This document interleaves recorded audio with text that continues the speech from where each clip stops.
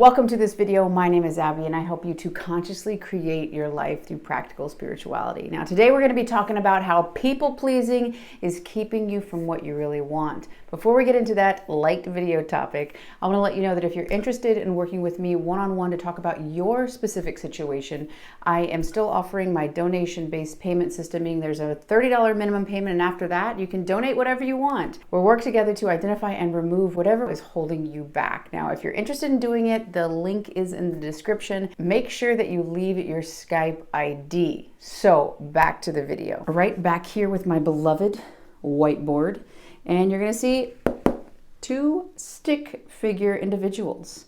So if you're watching this video, there's a good chance that you already know what people pleasing is. People pleasing, essentially, in my interpretation, is basically anytime you're afraid to upset anybody, any kind of confrontation, any sort of disappointing somebody, right? There's something that there's a negative experience and you want to avoid it. So you are willing to please or do whatever it is that will keep that person pleased, right? Happy. You don't rock the boat. And we're going to get into where that comes from. And then most importantly, I want to show you how that's keeping you from what you really want. Because at the bottom of it all, right, if you're not wanting to upset somebody, there's a reason why. So that you don't lose them, so they don't leave you. You don't want to be abandoned. So these behaviors, taking them on, saying, okay, another way to say it is, I can't be me and keep this connection, right? I need to be a certain way or act a certain way or say a certain thing so that this person stays. And it might not necessarily look exactly like that, but if you keep breaking down and get closer and closer and closer to what you're really acting from, a lot of times it's this dynamic. And where the hell does this come from? Why? So that's very much my dad. He's got a West Texan accent, so that he just came out in this video. So anyway, why would somebody do this? Well, you weren't born and like, you know what I'm going to do? I think I'm going to move into the people-pleasing realm and see how miserable I can make myself. Sounds kind of fun, huh? No, we did it to get our needs met when we were younger. So if it was seen that expressing ourselves was potentially a threat to the connection we had, that there wasn't enough space for our needs to be, for our needs to exist, right? We didn't want to rock the boat. We didn't want to upset anybody because we wanted to, keep that connection. So people pleasing was a way to get our needs met. Now I want to break down, and again, just full transparency, I am a recovering people pleaser myself. So I know the temptations to do it, and because I've been through it and I know an alternate way of being, which is to be in your integrity, and how the dynamic actually doesn't get you what you want. I have that experience as well, and I have compassion if you're experiencing it right now because it feels scary. We'll get all into that later. So one, oh my gosh. We're back on track. Blue is peppy, ready to go. Just anyway. So what that would look like, right? What is people pleasing? Well, basically there's you and you've got your unique set of needs and wants, right? And then if you see that, like we talked about earlier, as we're going to go here too. I'm going to have them both. I'm getting better at this. Anyway. You want to not upset anybody, you want them to basically be in a certain place so that you're okay, so that you can get your needs met. So what you need to understand is when you agree to something, this is an example of what it might look like. You agree to doing something, maybe you're really tired and your friend asks, hey, do you want to go to the movies?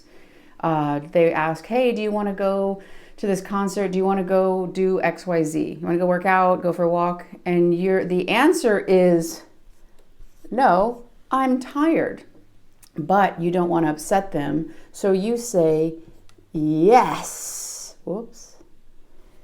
And basically you create this false persona, this false version of yourself so that you can still have your needs met.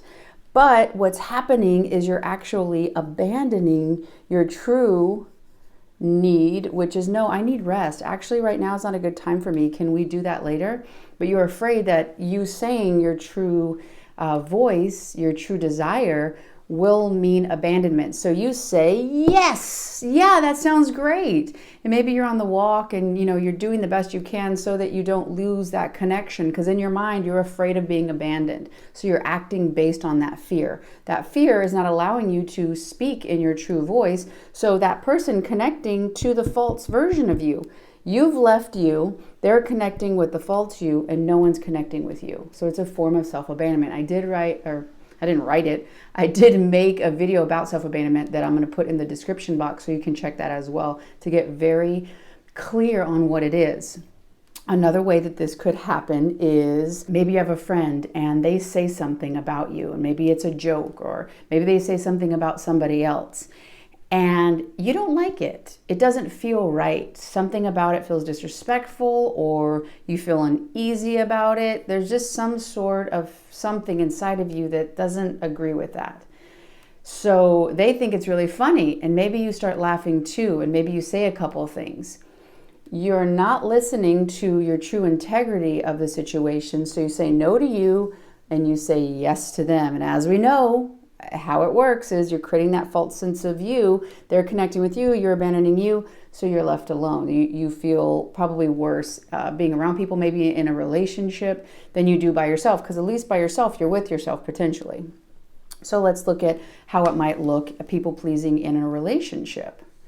Maybe the person you're dating, right? I am an anxiously attached person. So if you're an anxiously attached person and you want to communicate, maybe that gives you a consistent, reliable, and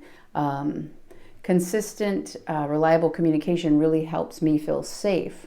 So if you're this way, right, and this could look a lot of other different ways, but if there's something that you need as you're creating a bond with somebody, creating a relationship, but the other person's not wanting that, rather than speak up and say, hey, I respect your need for freedom and autonomy and all that, and I'm not trying to interfere there.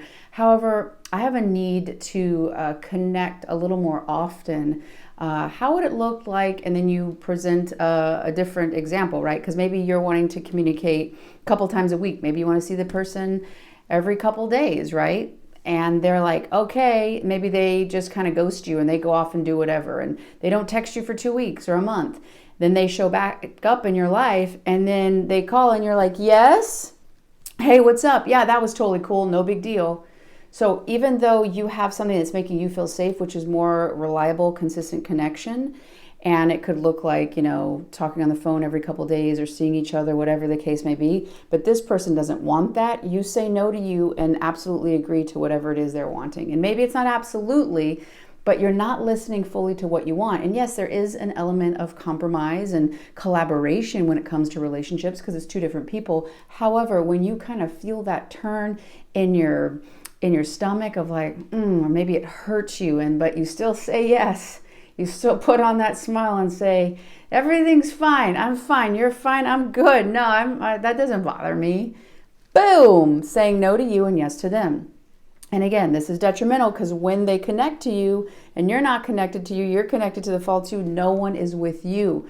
So you can see that your desire to not be abandoned and connect with somebody cannot happen when you leave yourself and present of you who's not even real. And you're not doing this to be mean or to be a liar. You're doing this from self-preservation. So you think this is how you do it. However, since you leave yourself, you're self-abandoning, and nothing that starts with self-abandonment ends in connection. It only will shift when you start realizing, oh, okay, I can no longer agree. I can no longer be silent about things I don't really believe in. I have to stay in my integrity. I have to listen to the whispers of my intuition, no matter how loud the screams of fear of abandonment are. I have to start to learn to ask and speak what I truly feel, and therefore present who I really am. This doesn't mean you need to call the person that potentially you're interested in a relationship with and just say, hey, you know what, you need to do X, Y, Z. It means that you're going to learn that if you're looking for connection, you honor that. It's not about, it doesn't have to be with this person. You're going to honor, okay, I need connection. I need to connect to myself. Maybe I can call a friend. And as I'm learning about what I need and how to ask for it and how to express it in the world so that it can show up in me, I basically also have to see that I deserve that that is my birthright, that I'm whole and complete on my own, that I'm worthy, that I've always been worthy, and that I'm valuable. I'm valuable, that my experience, my unique perspective matters. And as I start to speak that, the people around me will actually be able to connect with me because they're seeing me as I really am. The only way you get there is if you start examining and asking yourself, okay, well, why have I been so afraid? When did I get the idea that who I am wasn't enough? What experiences can I reevaluate that are feeding this idea that I have to be somebody else to be in a connection with, in a relationship? The more you start to understand and see yourself when you're acting based on this fear, stay with yourself and make a choice for you and not this other person. You learn to speak up for yourself. You can start aligning with people, and maybe it's the current people in your life right now. This doesn't have to mean a whole new group of people. This means that you're going to have a different dynamic with yourself because you're going to stay connected to you, and therefore the people in your life will also have a different dynamic with you as you learn to stay with yourself. Saying yes to you, and then other people in your life will be able to connect to that yes. But as long as you say no to you, you're going to get reflections of that. If you don't value you, you're going to present something else, and you're not going to get the connection that you really are wanting. As you connect to yourself and you're not as desperate or hungry or that fear that if they leave you, then you're left without, or whatever the case may be, you will start to be more peaceful and at ease and not be looking for that as much and so desperate, like I said earlier.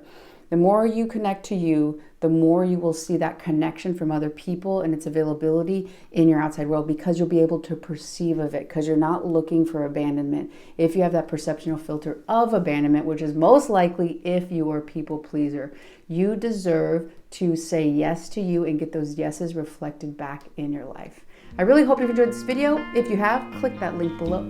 Click the like below and the links too. There's going to be some video links, so check those out as well.